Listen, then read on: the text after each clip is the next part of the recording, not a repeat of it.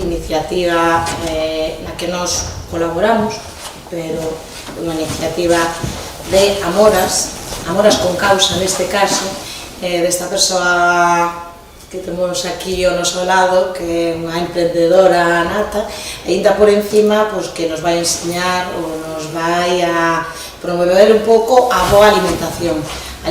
base de froitas e verduras, tan necesaria, e sobre todo se na sociedade que temos, que cada vez está máis de moda a comida basura, pois deberíamos promover estas iniciativas de comida sana. Entón, desde aquí como Concelleira de Sanidade, animarvos a todos a que vos acerquedes pola Praza Maior este venres e este sábado pola tarde, de 6 a 9, e que disfrutedes das froitas e que vos animedes a participar, porque vai haber moita actividade. Tamén ten un carácter benéfico, neste caso vai destinado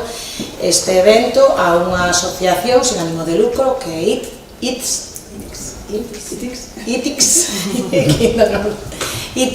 que é unha asociación sin ánimo de lucro e que intenta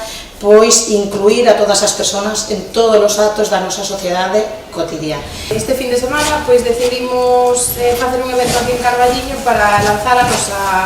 Fruit Track. É outra liña de negocio que puxemos na nosa froitería e xa que a lanzábamos e conocimos a unha xente maravillosa fai pouco en Puente Deume, na nosa primeira mesiña de eventos que fixemos,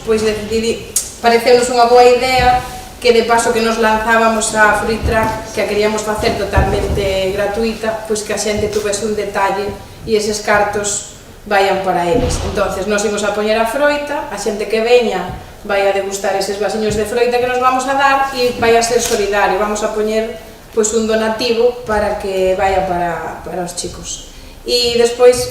como queríamos facer algo máis grande e conocimos tamén xente maravillosa ali que nos está axudando un montón, vamos a ter música, vamos a ter 2 DJs os 2 días, os días vai a ser o 30 e o 31, que sería venres e sábado, de 6 a 9 aquí na Praza Maior do Carballiño. Nos desde AITES o que buscamos, AITES en primeiro lugar é a Institución Turística Inclusiva Cultural e Social, e o que buscamos é transformar vidas hacia a diversidade, buscamos crear espacios, proxectos e accións no que todas as persoas teñen cabida, é dicir, un espacio no que a discapacidade e a non discapacidade vese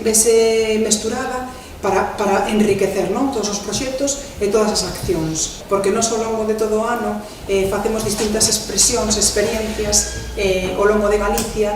para promocionar tamén o noso evento de bodas, o Empar Solidario Cásate no Camiño, que é o primeiro evento de bodas que transforma vidas e crea un espacio de transformación, de experiencia no que Amoras, neste caso, o viviu unha primeira persoa, e